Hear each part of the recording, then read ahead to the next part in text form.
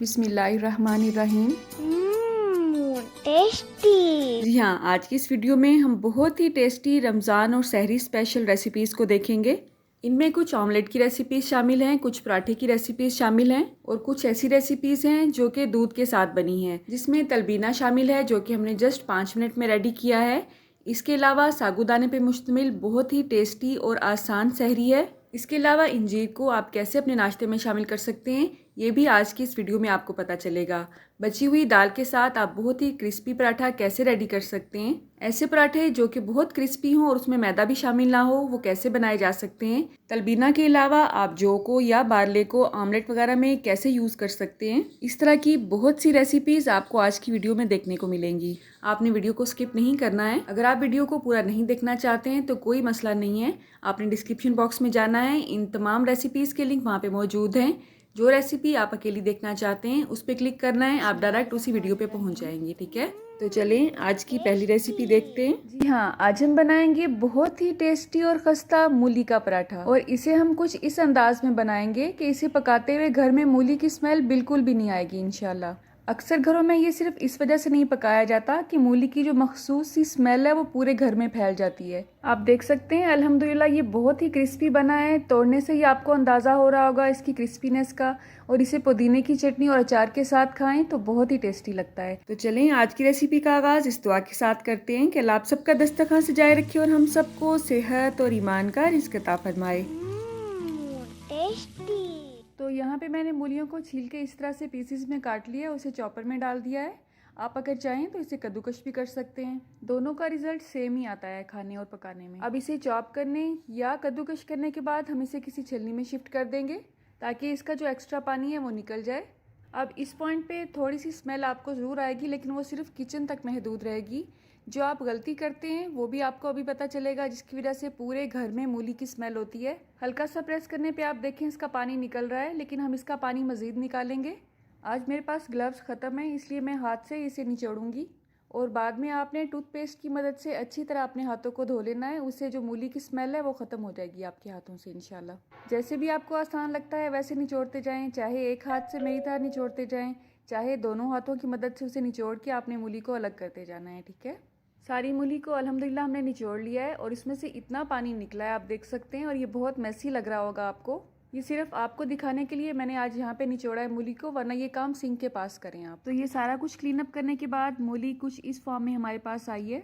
अब हम इसमें अपने बाकी मसाला जात ऐड करेंगे, और ये है पुदीना। इसको मैंने बारीक बारीक पीसेस में काट लिया है। धनिया यहाँ पे मैंने सिर्फ डेकोरेशन के लिए रखा हुआ है, धनिया आपने इसमें नहीं डालना है क्योंकि मूली बादी होती है, तो धनिया डालने से आपकी जो गैस ट्रबल है वो मज़ीद इंक्रीज़ हो सकती है। इसमें हम ऐड करेंगे 1 चम्मच नमक, 1 चम्मच ही पिसी हुई सुरख मिर्च और आधा चम्मच कूटी हुई सुरख मिर्च। आधा चम्मच ही इसमें मैं अजवाइन ले रही हूँ। अजवाइन से एक तो इसका टेस्ट अच्छा आएगा, नंबर 2 ये गैस ट्रबल नहीं होने देती है बिल्कुल भी।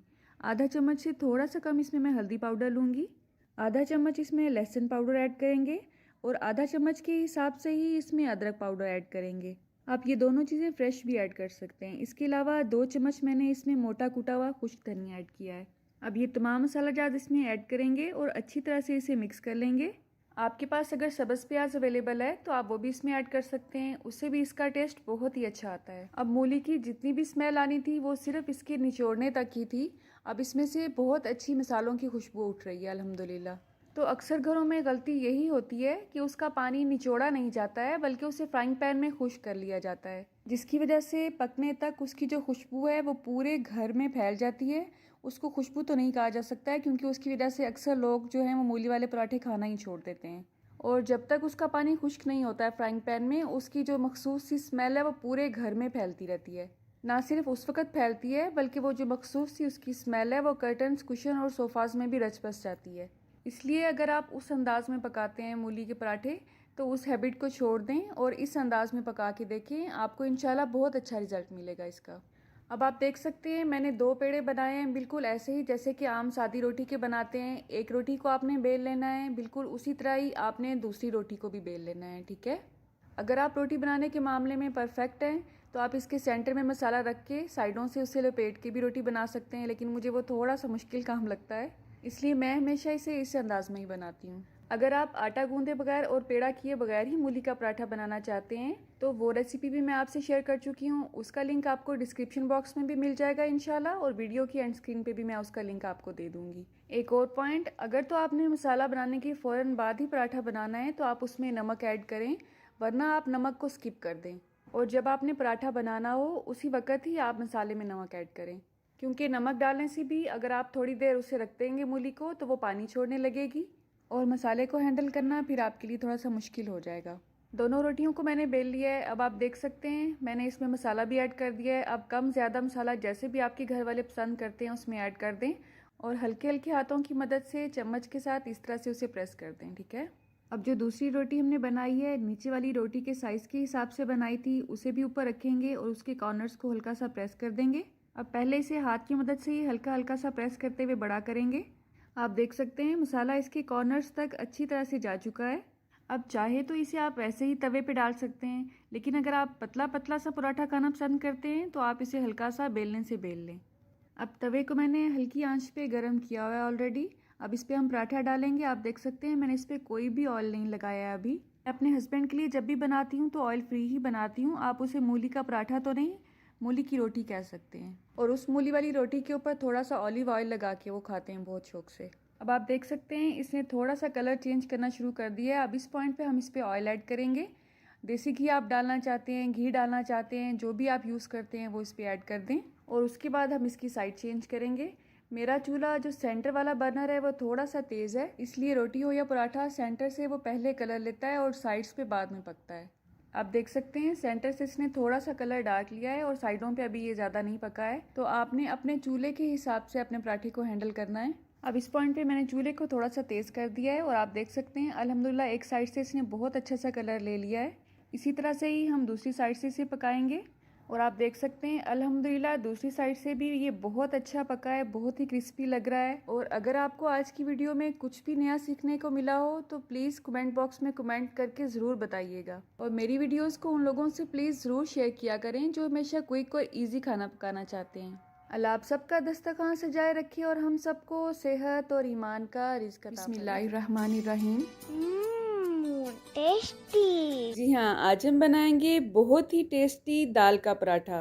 इससे पहले मैं आपसे मूंग और मसूर की दाल की रेसिपी शेयर कर चुकी हूँ जिसे हमने 10 मिनट में रेडी किया था। तो आज हम उसी दाल से दाल का पराठा रेडी करेंगे और इंशाल्लाह ये आपको इतना टेस्टी लगेगा कि आप इसे बार बार खाने की ख्वाहिश करेंगे। बच्चे तो इसे बहुत शौक से खाते हैं और अगर इसके साथ अचार और सब्ज़ चटनी मिल जाए तो क्या ही बात है। आप देख सकते हैं बहुत ही नरम और क्रंची पराठा है ये। 2 उंगलियों से आप इसे आराम से तोड़ सकते हैं। तो इससे पहले कि आपके मुंह का पानी आपके मोबाइल पे टपकने लगे, चलें अपनी रेसिपी स्टार्ट करते हैं।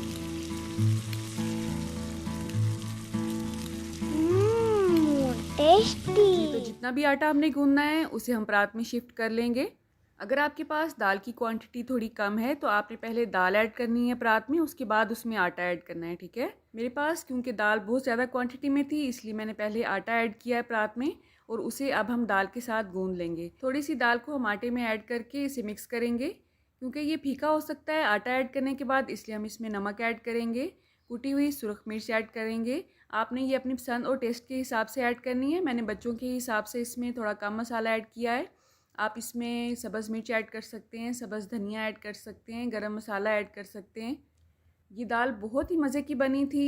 अगर आपके घर में कोई मेड वगैरह आती है आप उसे तो दे सकते हैं बची हुई दाल, लेकिन अगर आपके घर में मेड भी नहीं आ रही है तो बहुत मसला होता है खाने को वेस्ट करने का। तो ये बहुत अच्छा तरीका है अपनी दाल को यूटिलाइज़ करने का।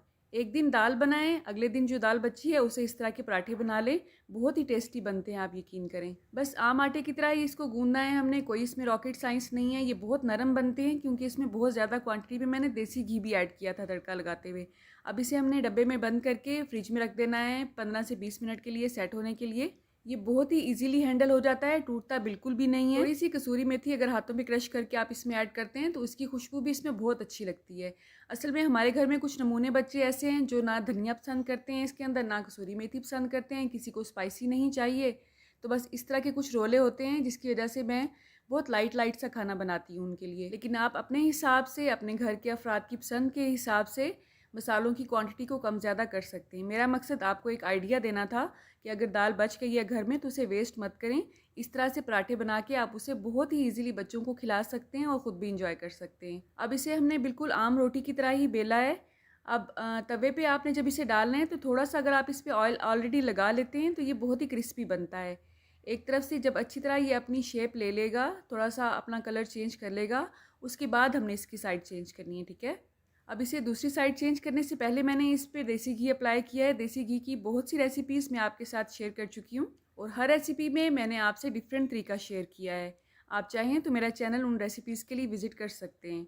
चाहे आप दाल का पराठा बनाएं, चाहे आप सादा पराठा बनाएं, कोई पराठा भी बनाएं, चूल्हे की आंच को अगर आप लो टू मीडियम रखेंगे तो पराठा बहुत ही क्रिस्पी बनता है। अगर चूल्हे की आंच को आप तेज़ रखेंगे तो पराठा तो बन ही जाएगा, लेकिन ऊपर से जल जाएगा और अंदर से कच्चा रहेगा। तो ये छोटी छोटी सी टिप्स एंड ट्रिक्स होती हैं, अगर आप इनको फॉलो करेंगे तो आपका पराठा बहुत क्रिस्पी बनेगा। पराठे को अगर आप हल्का हल्का सा इस तरह से घुमा घुमा के हिला हिला के पकाते हैं तो इसकी क्रिस्पीनेस में बहुत इजाफा हो जाता है।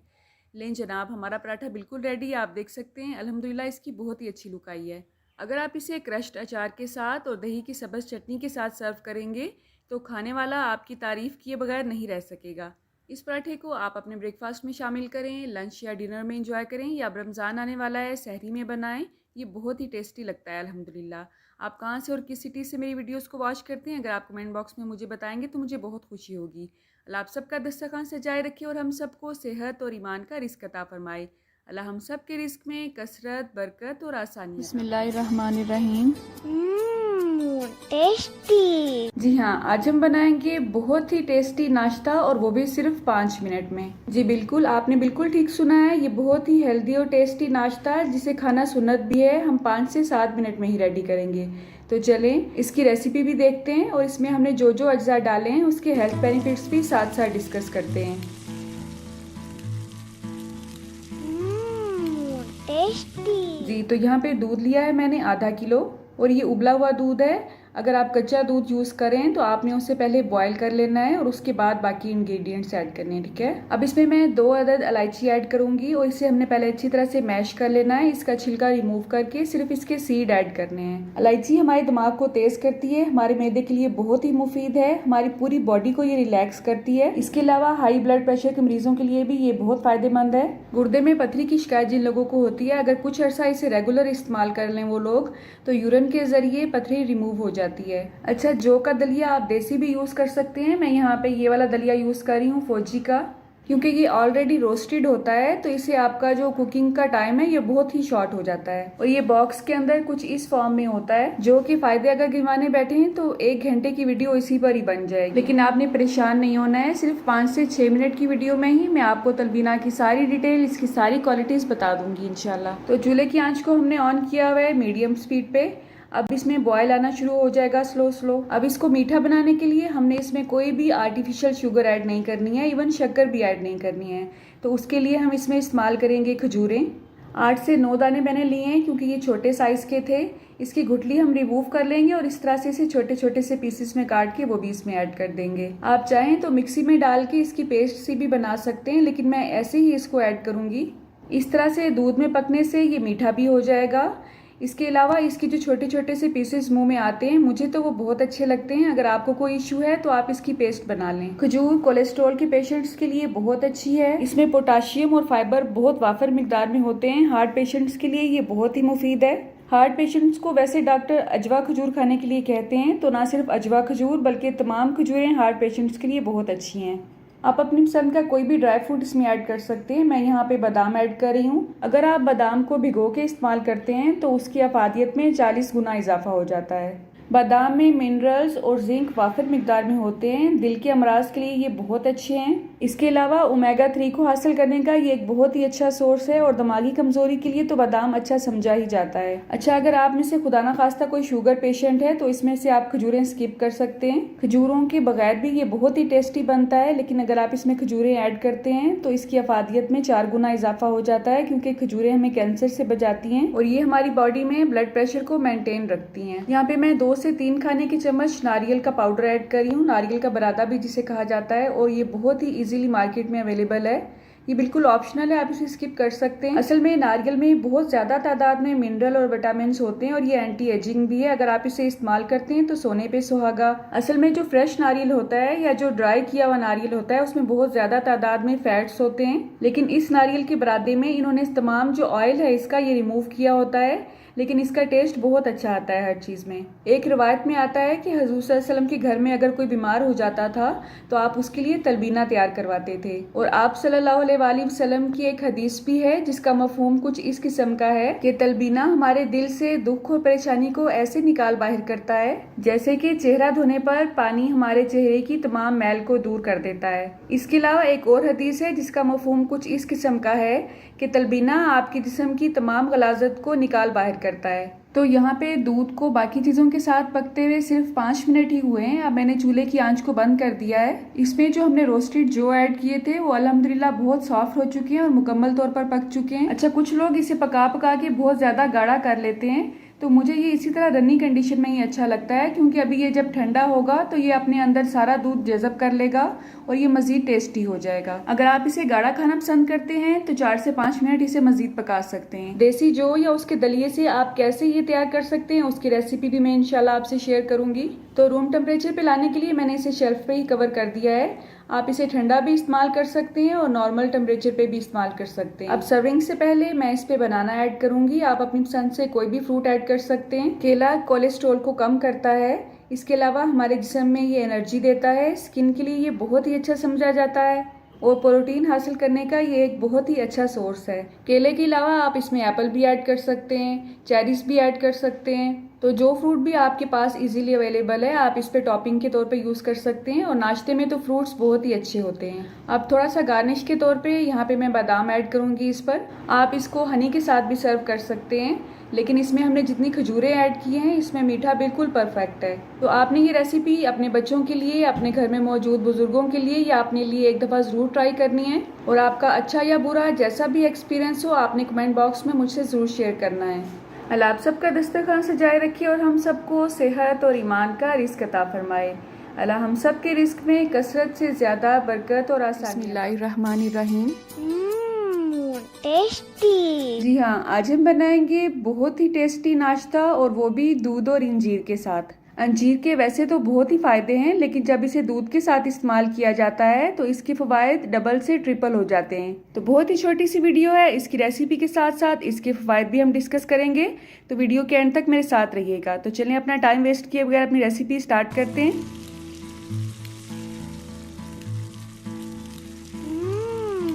टेस्टी। जी, तो सबसे पहले आपने इंजीर का इंतखाब करते हुए इस बात का ख्याल रखना है कि इंजीर आपने फ्रेश लेनी है, ठीक है। फ्रेश से यहाँ पे मेरी मुराद ताज़ा इंजीर नहीं है जो कि दरख्त से सीधी सीधी आती है, बल्कि वो इंजीर है जो कि ड्राई होती है लेकिन बहुत ज़्यादा पुरानी नहीं होती है। जो बहुत ज़्यादा पुरानी इंजीर होती है उसमें कीड़े होने के चांसेस बहुत ज़्यादा होते हैं। तो यहाँ पे मैंने 4 पीसेस इंजीर ली थी और उसे अच्छी तरह से धोने के बाद मैंने इस तरह से 4-4 टुकड़ों में काट लिया है। आप चाहें तो इससे ज़्यादा मज़ीद छोटे टुकड़े भी आप कर सकते हैं, ठीक है।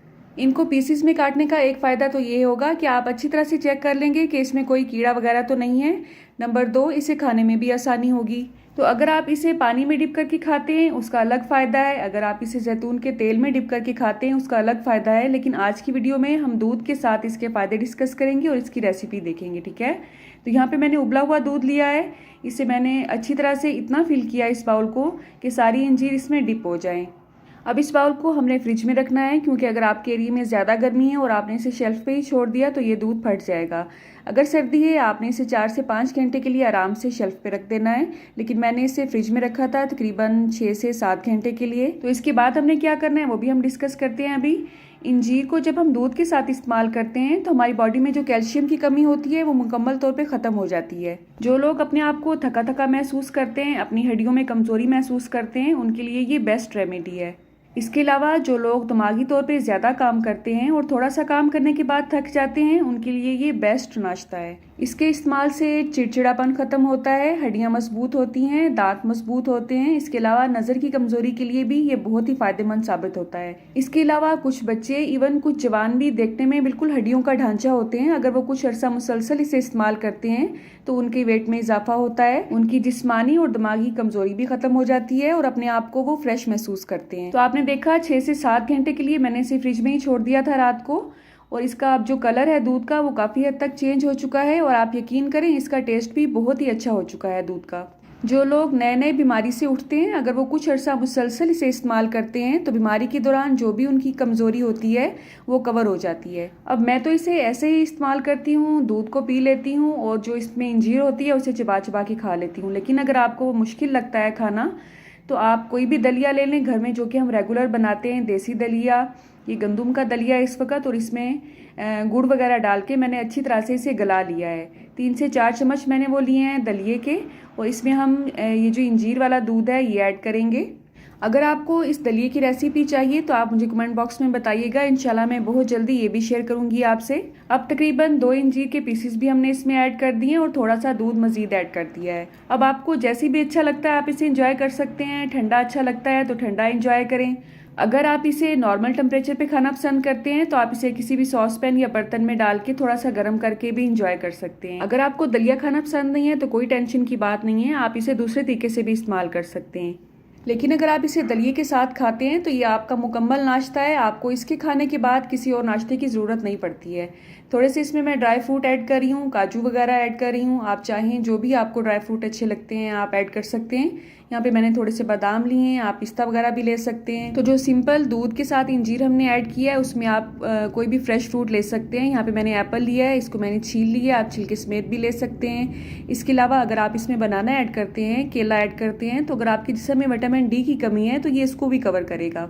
तो आपने देखा एक ही बाउल है लेकिन इसमें कितने फ़वाइद हमने ऐड कर दिए हैं। अल्लाह की कुदरत है, अल्लाह ने अगर हमें ये तमाम नेमतें दी हैं तो उसका हमें सही तौर पे इस्तेमाल करना आना चाहिए।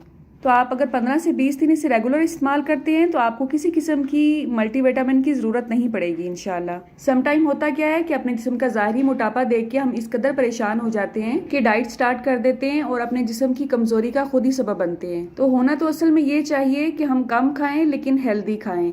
तो इस तरह की अगर नेचुरल चीज़ों से आप इन टच रहेंगे तो आप ना तो मोटे होंगे और ना ही जिस्म में कमज़ोरी होगी इंशाल्लाह। तो आज की वीडियो रेसिपी अगर आपको थोड़ी सी भी अच्छी लगी हो तो इसे आपने शेयर ज़रूर करना है प्लीज़। अल्लाह आप सबका दस्तरखान सजाए रखे और हम सबको सेहत और ईमान का रिस्क अता फरमाए। अल्लाह हम सब के रिस्क में कसरत, बरकत और आसानी अता फरमाए। बिस्मिल्लाहिर्रहमानिर्रहीम। टेस्टी। जी, तो बहुत ही हेल्दी ब्रेकफास्ट रेडी करने के लिए मैंने साबूदाना को 1 घंटा पहले भिगो दिया था। फिर इसे उबालने के बाद इसका फालतू पानी हम निकाल लेंगे और खुले पानी से इसे खंगाल लेंगे। इस तरह से इसकी लेस खत्म हो जाएगी। और जो लोग सिर्फ इसे इसकी लेस की वजह से नहीं खाते हैं उनका मसला भी हल हो जाएगा। साबूदाना की क्या क्या फ़वाइद हैं इस पे एक डिटेल्ड वीडियो मैं आपसे पहले भी शेयर कर चुकी हूँ और आज की वीडियो में भी इसके फ़ायदे हम साथ साथ डिस्कस करेंगे। अब यहाँ पे मुट्ठी भर किशमिश और मुट्ठी भर बादाम को मैंने रात को भिगो दिया था और फ्रिज में रख दिया था। अब इसका इस्तेमाल हम इस तरह से करेंगे कि बादाम का छिलका उतार देंगे और किशमिश को भी अच्छी तरह से साफ़ करने के बाद खुले पानी से खंगालने के बाद इसमें ऐड करेंगे। ठीक है, बादाम को आप छिलका उतारने के बाद साबुत भी ऐड कर सकते हैं। मैं इस तरह से छोटे छोटे पीसीज में, लंबे पीसीज में काट के ऐड कर रही हूँ। बचपन से ही आपने सुना होगा कि निहार मुँह बादाम खाने का बहुत ही फ़ायदा है और ये दिमागी कमज़ोरी के लिए बहुत ही इकसीर साबित होता है। तो जो रेसिपी आज हम बना रहे हैं आप उसे एज अ ब्रेकफास्ट भी इस्तेमाल कर सकते हैं और ब्रेकफास्ट से पहले भी इसका इस्तेमाल किया जा सकता है। ठीक है, बादाम मैंने काट लिए हैं। अब यहाँ पे मैंने एप्पल लिए हैं, कोई सा भी आप अपनी पसंद का फ्रूट ले सकते हैं। सेब का छिलका मैंने उतार लिया है और बारीक बारीक छोटे से टुकड़ों में काट लिया है। अब यहाँ पे हम शुगर की बजाय हनी ऐड करेंगे। सेब के साथ साथ आप बनाना भी यूज़ कर सकते हैं और सेब का इस्तेमाल नाश्ते में कितना ज़्यादा मुफीद है ये आप जानते ही होंगे। रोज़ाना 1 सेब खाएं और हमेशा डॉक्टर से दूर रहें, ये कहावत हम बचपन से ही सुनते आ रहे हैं। यहाँ पे मैं फ्रेश इंजीर ले रही हूँ। अगर आपके पास फ्रेश इंजीर नहीं है तो आप ड्राई इंजीर भी यूज़ कर सकते हैं। ठीक है, इंजीर को मैंने इस तरह से छोटे पीसीज में काट लिया है, वो भी इसमें ऐड कर देंगे। आप देख सकते हैं अब तक हमने जो भी चीज़ें इनमें ऐड की हैं वो सारी की सारी हमारी हेल्थ के लिए बहुत ही मुफीद हैं। अब हम इसमें दूध ऐड करेंगे और ये उबला हुआ दूध मैं इस्तेमाल कर रही हूँ इसमें। साबूदाना अगर आप रात को ही बॉईल करके फ्रिज में रख लेते हैं तो आपका काम बहुत ही शॉर्ट हो जाता है और मिनट में ये रेसिपी रेडी हो जाती है। लेकिन साबूदाना को हमेशा ताज़ा ही इस्तेमाल करना चाहिए। अगर आप इसे बासी करके इस्तेमाल करेंगे तो फायदे की बजाय इससे नुकसान ही होगा। साबूदाना का इस्तेमाल हड्डियों की मजबूती के लिए बहुत ही मुफीद साबित होता है। इसके अलावा जो लोग आसाबी कमजोरी का शिकार होते हैं उनके लिए भी ये बहुत मुफीद है। ये बहुत ही ज़ूद हज़म ग़िज़ा समझी जाती है। 1 साल की उम्र के बच्चे से लेके बूढ़े तक सब इसे इस्तेमाल कर सकते हैं। और जो लोग बीमार हैं या नए बीमारी से अभी उठे हैं, अगर वो इसे इस्तेमाल करें तो इसमें ताकत का खजाना छुपा है उनके लिए। और अगर हामला औरतें इसे इस्तेमाल करती हैं तो उनके बच्चे बहुत ही सेहतमंद और ताकतवर पैदा होंगे इंशाल्लाह। औरतों, बच्चों और बूढ़ों के अलावा मर्द हजरात भी इससे बहुत ज़्यादा फ़ायदा उठा सकते हैं। इसकी तासीर बहुत ही ठंडी होती है, इसलिए जिन लोगों की तबीयत में गर्मी होती है उनके लिए बहुत फ़ायदेमंद है। लेकिन जिन लोगों को रेशे की शिकायत रहती है तो वो इसका इस्तेमाल कम करें तो ज़्यादा अच्छा है। अगर आप कोई भी जिस्मानी या जहनी काम ऐसा कर रहे हैं जिससे आपको थकावट महसूस होती है तो ये नाश्ता आपके लिए है। इसे खाते ही आपको इंशाल्लाह फौरी एनर्जी का एहसास होगा। अगर आप चाहें तो मज़ीद फ्लेवर के लिए अपनी पसंद का इसमें कोई भी सीरियल भी ऐड कर सकते हैं। इससे पहले मैंने आपसे साबूदाना की मिल्क शेक की रेसिपी शेयर की थी, उसका लिंक आपको डिस्क्रिप्शन बॉक्स में मिल जाएगा इंशाल्लाह। साबूदाना का पौधा कैसा होता है और कैसे उसे प्रोसेस में लाके इस शेप तक लाया जाता है, उसमें सारी डिटेल मौजूद है। अगर आप चाहें तो मेरी वो वीडियो भी देख सकते हैं। तो बहुत ही हेल्दी ब्रेकफास्ट आप रेडी करें, ना सिर्फ नाश्ते में बल्कि दोपहर को भी आप इसे इस्तेमाल कर सकते हैं। अल्लाह आप सबका दस्तरखान सजाए रखिए और हम सबको सेहत और ईमान का रिज़्क अता फरमाए। अल्लाह हम सब के रिज़्क में कसरत से ज़्यादा बरकत और आसानी अता फरमाए। बिस्मिल्लाहिर्रहमानिर्रहीम। टेस्टी। जी हाँ, आज हम बनाएंगे बहुत ही टेस्टी और हेल्दी जौ का आमलेट। जौ का इस्तेमाल सुन्नत रसूल भी है। इससे पहले मैं आपसे तलबीना की रेसिपी भी शेयर कर चुकी हूँ। इसके अलावा जौ का पानी कैसे बनाया जाता है इसकी भी बहुत ही आसान रेसिपी मेरे चैनल पे शेयर हो चुकी है। अगर आपके घर में किसी को भी खुदा न खास्ता कोलेस्ट्रोल का मसला है, बीपी का मसला है, यूरिक एसिड का इशू है, शुगर का इशू है, इन तमाम मराइज़ के लिए जौ को बहुत ही मुफीद माना जाता है। तो आज की इस रेसिपी में हम जौ के आमलेट को 2 तरह से तैयार करेंगे। अगर आप अपने नाश्ते में अंडा शामिल करना चाहते हैं और कोई भी ब्रेड या पराठा नहीं खाना चाहते हैं तो ये आपके लिए बेस्ट रेसिपी है। आप देख सकते हैं, देखने में ये जितना टेस्टी लग रहा है खाने में ही उससे ज़्यादा टेस्टी है।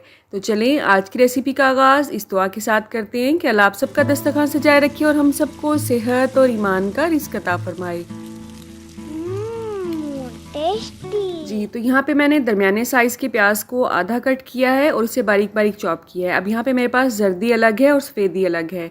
जस्ट इसमें मैंने 2 अंडे ही ऐड किए हैं, यानी कि 2 अंडों की सफ़ेदी ली है मैंने। और ये जो थोड़ी सी जर्दी आपको इसमें नज़र आ रही है ये शौकिया ही इस कटोरी में आ गई है। अब यहाँ पे मैंने नमक लिया है, आपने हस्बे ज़रूरत लेना है। मैंने यहाँ पे 1/4 चम्मच के हिसाब से लिया है।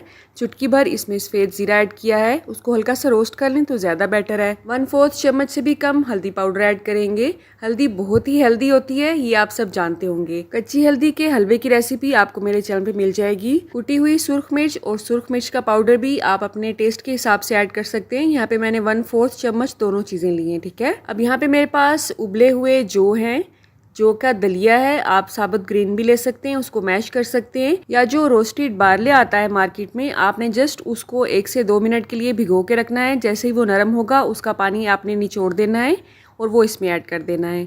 अब इन तमाम अज्जा को अच्छी तरह से हमने मिक्स करना है। जो 2 अंडों की जर्दियाँ मेरे पास थी उसे भी हम वेस्ट नहीं करेंगे, जस्ट 1 से 2 चम्मच ही इसी तरह से बारले मैंने इसमें ऐड किया है, नमक ऐड किया है और काली मिर्च इसमें ऐड करेंगे। आप अपनी पसंद के हिसाब से इसमें सब्ज़ मिर्च, सब्ज़ धनिया या अपनी पसंद की कोई भी वेजिटेबल ऐड कर सकते हैं, इससे इसका टेस्ट मज़ीद इन्हेंस हो जाएगा। अक्सर जो लोग डाइट करते हैं वो ऑयल से अवॉइड करते हैं, तो अगर आपके पास नॉन स्टिक पैन है तो इसमें ऑयल ऐड करने की बिल्कुल भी ज़रूरत नहीं है। लेकिन अगर आपको ऐसा कोई इशू नहीं है, ना तो आपको बीपी का इशू है, ना ही आपको वज़न कम करने का कोई भी जुनून है, तो आप इसमें आधा चम्मच के हिसाब से ऑयल ऐड कर सकते हैं, इसमें कोई मसला नहीं है। देखें, अगर आप सुन्नत तरीके से खाना खाते हैं, मेरा मतलब है आपको जितनी भूख है उससे थोड़ा सा कम खाना खाएं, अभी आपके पेट में जगह है, आप खाने से हाथ रोक लें तो आपको कोई भी बीमारी नहीं होगी इंशाल्लाह। जब हम ओवरलोड कर लेते हैं अपने पेट को तो हम खुद बीमारियों को दावत दे रहे होते हैं। सुन्नत तरीके से खाना खाएं और हर चीज़ खाएं, आपको डाइट की भी ज़रूरत नहीं पड़ेगी इंशाल्लाह। तो इसे पकाते हुए चूल्हे की आंच को हमने दरमियाना ही रखना है। अगर आप चूल्हे की आंच को तेज़ करेंगे तो ये ऊपर से अभी कच्चा ही होगा और नीचे से ये जल जाएगा। तो हमने इसे दोनों तरफ से अच्छा सा कलर आने तक पकाना है। अगर आप इसमें आम प्याज की बजाय ग्रीन अनियन ऐड करते हैं तो इससे इसका टेस्ट और भी अच्छा आएगा। और थोड़ा सा पुदीना, थोड़ा सा सब्ज़ धनिया ऐड कर लें। इससे ना सिर्फ ऑमलेट की लुक अच्छी आती है बल्कि इसके हेल्थ बेनिफिट्स में भी इजाफा हो जाता है। तो इसको हल्का हल्का सा हम प्रेस करेंगे ताकि इसमें कोई भी कच्चापन अगर रह गया है तो वो भी ख़त्म हो जाए। तो अंडे की सफ़ेदी वाली ऑमलेट बिल्कुल रेडी है। अब यहाँ पे हम अंडे की जर्दी वाली ऑमलेट रेडी करेंगे। पैन में हल्का सा ऑयल पहले से मौजूद था, इसलिए मैंने इसे दोबारा ग्रीस नहीं किया है। जस्ट इसे पकने में 1 से 2 मिनट ही लगते हैं और हेल्दी सा ब्रेकफास्ट हमारा रेडी हो जाता है। इसे आप सिर्फ चाय के साथ इंजॉय करें, आपको दोपहर तक भूख नहीं लगेगी इंशाल्लाह। अमूमन ये सफ़ेदी वाली ऑमलेट मेरे हस्बैंड लेते हैं और ये जर्दी वाली ऑमलेट मैं खाती हूँ क्योंकि लेडीज़ के लिए जर्दी बहुत बेनिफिशियल होती है। हाँ, अगर आपको कोई भी हेल्थ इशू है, कोई कोलेस्ट्रॉल, यूरिक एसिड या कोई ऐसा इशू है जिसमें आपको जर्दी अलाउ नहीं है, फिर आप इसे अवॉइड करें। वैसे तो आप पूरे अंडे से भी सेम रेसिपी रेडी कर सकते हैं। इंशाल्लाह आने वाले दिनों में आपको मेरे चैनल पे जौ से बनी हुई बहुत सी रेसिपीज मिलेंगी, तो मेरे चैनल के साथ बने रहिएगा प्लीज़। तो हल्का सा प्रेस किया है हमने इसे ताकि इसका सारा कच्चापन ख़त्म हो जाए और अल्हम्दुलिल्लाह हमारी ऑमलेट जर्दी वाली बिल्कुल रेडी है। दोनों की आप लुक देख सकते हैं, ये सफ़ेदी वाली है और ये जर्दी वाली है। तो मैं उम्मीद करती हूँ आज का ये न्यू आइडिया आपको बहुत पसंद आया होगा। अगर ऐसा है तो आपने वीडियो को दूसरों से शेयर ज़रूर करना है। अल्लाह आप सबका दस्तरखान सजाए रखे और हम सबको सेहत और ईमान का रिज़्क अता फरमाए। अल्लाह हम सब के रिज़्क में कसरत से ज़्यादा बरकत और आसानी अता फरमाए। बिस्मिल्लाहिर्रहमानिर्रहीम। टेस्टी। जी हाँ, आज हम बनाएंगे बहुत ही टेस्टी और क्रिस्पी पराठे।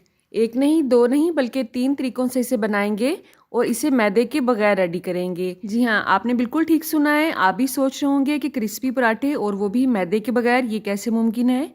ये बिल्कुल मुमकिन है। आज हम इसे गंदम के आटे से रेडी करेंगे, तो ये हेल्दी भी होंगे और टेस्टी भी होंगे। आप इसे रोज़ नाश्ते में खाना पसंद करेंगे। बस 1 से 2 ट्रिक्स ऐसी हैं जिसे हम फॉलो करेंगे तो उसकी वजह से हमारे पराठे बहुत क्रिस्पी बनेंगे। पेड़ा भी हम थोड़ा सा डिफरेंट अंदाज में बनाएंगे। तो चलें आज की रेसिपी का आगाज़ इस दुआ के साथ करते हैं कि अल्लाह आप सबका दस्तरखान सजाए रखिए और हम सबको सेहत और ईमान का रिज़्क अता फरमाए। टेस्टी। जी, तो यहाँ पे मैं आपको आटा गूंदना नहीं सिखाऊंगी, सबको ही आटा गूंदना आता है। अगर आपने प्रोफेशनल तरीके से आटा गूंदना सीखना है तो आपको इसके लिए कमेंट करना पड़ेगा, ठीक है? तो आटे में आप थोड़ा सा नमक और थोड़ा सा कुकिंग ऑयल या घी ऐड कर सकते हैं, उसकी वजह से भी पराठा बहुत क्रिस्पी बनता है। जैसे कि आम रोटी का पेड़ा बनाते हैं वैसे ही मैंने इसका पेड़ा बनाया है और इसकी एक रोटी बेल ली है। ये फर्स्ट तरीका है जो मैं आपसे शेयर कर रही हूँ, ठीक है? अब इसके ऊपर मैंने देसी घी लगाया है। देसी घी को अच्छी तरह से पूरी रोटी पे फैला लेंगे और उसके बाद इस पर खुश्क ऐड करेंगे। ये भी मैदा नहीं है बल्कि गंदम का आटा ही है। अब आपने इस पहले तरीके को गौर से देखना है। मैंने जस्ट इसको फोल्ड किया है बिल्कुल ऐसे ही जैसे कि हम रोल को फोल्ड करते हैं। अब थोड़ा सा लंबा आपने इसे खींचना है और इस तरह रोल करते हुए एक पेड़ा बना लेना है। अब यहाँ पे इसे बेलते हुए आपने एहतियात से काम लेना है। बहुत ज़ोर से आपने इसे नहीं बेलना है बल्कि हल्के हाथों से आपने इसे प्यार प्यार से बेलना है और जितनी बड़ी आप रोटी बनाना चाहते हैं पेड़े के हिसाब से उतनी बड़ी आप इसे बेल सकते हैं। अब अगर इसे आप पतला रखना चाहते हैं तो वो भी आप पे डिपेंड करता है। मैंने नान पराठे को बहुत ज़्यादा पतला किया है और ना ही मोटा किया है। अल्हम्दुलिल्लाह इसकी लेयर्स आपको यहीं से नज़र आ रही होंगी। जितनी इसकी लेयर्स आपको नज़र आ रही हैं उतना ही ज़्यादा ये टेस्टी भी है और क्रिस्पी भी है अल्हम्दुलिल्लाह। पराठे को क्रिस्पी बनाने की दूसरी ट्रिक ये है कि आपने चूल्हे की आंच को बहुत ज़्यादा तेज़ नहीं करना है। हल्की आंच पे अगर आप इसे बनाएंगे तो पराठा इंशाल्लाह बहुत क्रिस्पी बनेगा।